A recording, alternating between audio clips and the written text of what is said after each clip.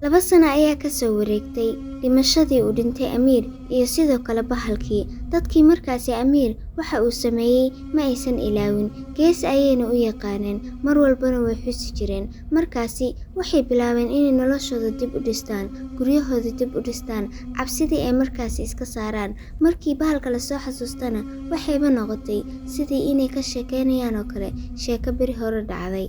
Dadku markaasi waxayse ogaan waxay ahayd in suntii uu markaasi Amiir u isticmaalay inuu bahalka ku dilo, sababteediiba uu bahalka ku kalifay in jirkiisii 2 sano kadib dib iskugu soo laalaabto.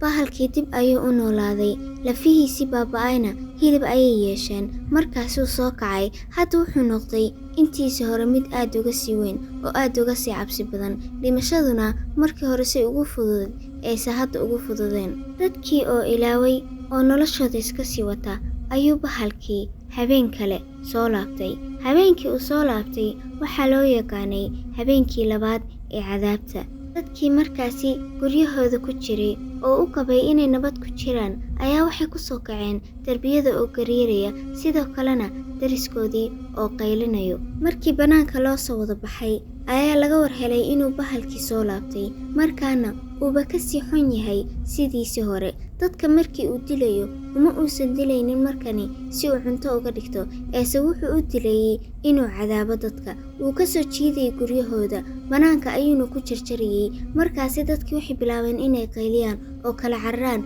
Magaaladii oo dhan waxaa isqabsatay qayle iyo dab. Bahalku wuxuu ku socday xawli aan inaba caadi ahayn.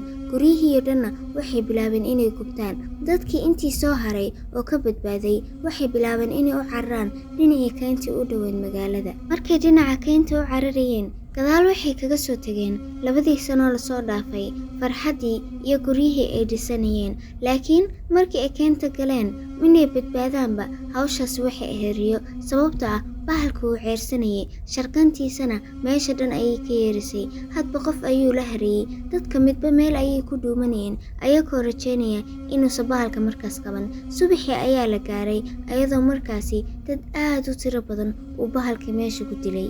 Dad badan guryahoodii way waayeen, saas darteed kayntii waxay ka dhigteen meelay kaga dhuuntaan bahalka. Bartaas ayay degnaayeen. Markaasi habeen kasta markii uu bahalka soo baxo waxayba ahayd waajib inuu hadba qof dilo ama in ka badan qof. Bahalkuuba ku ciyaarayaba hadda, wuxuu u daynayay inay dadku ku fakaraan inay hadda badbaadaan. Marka isdhahaanba nasta ayuu soo baxayaa, kadibna dad kale ka dilayaa. Dadka qaar meydkooda waxaa laga helayay iyadoo ay markaasi saaran yihiin laamaha geedaha, kuwo kalena sidii loo jiitayba lama helaynin xataa lafahooda.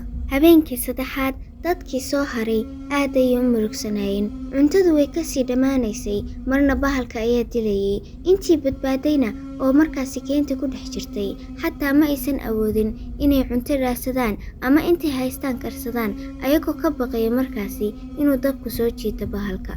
Dadka badbaadayaasha waxaa ku dhex jiray haweeney yar oo loo yaqaano Aliza. familkeedii oo dhan waxaa dilay bahalkani. Waxa kaliyaata ay wadan jirtana waxay ahayd mindi yara iyo nacayb aad u weyn.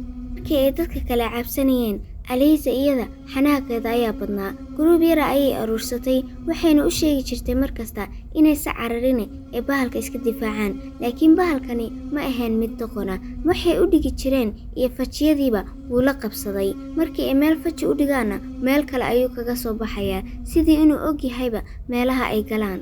Tilaabo kasta ay qaadaan waxay ku dhammaan jirtay dhimasho un. Habeenada ka mid ah Aliza gruubkeedii oo markaasi qorsho dhigtay rabana inay bahalka faji u dhigaan, ayuu bahalkii intaysa iyagu weerarka qaadinba weerar soo qaaday.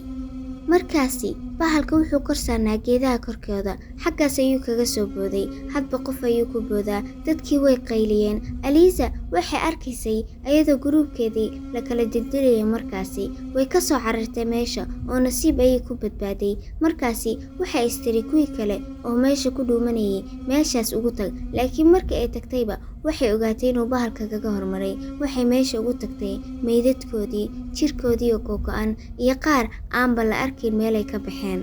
Aliza oo hadda keligeeda ayaa waxay ogaatay inuusan bahalkani bahal caadi ahayn. Bahalkani wuxuu ahaa aargoosi nool, markaasina qof ka guulaysan karta inaysan jirin ilaa uu qof ka ogaado sidii uu bahalkani ka guulaysan lahaa in meeshii uu maraba bahalkani uu kaga tegi doono dhimasho iyo murugo.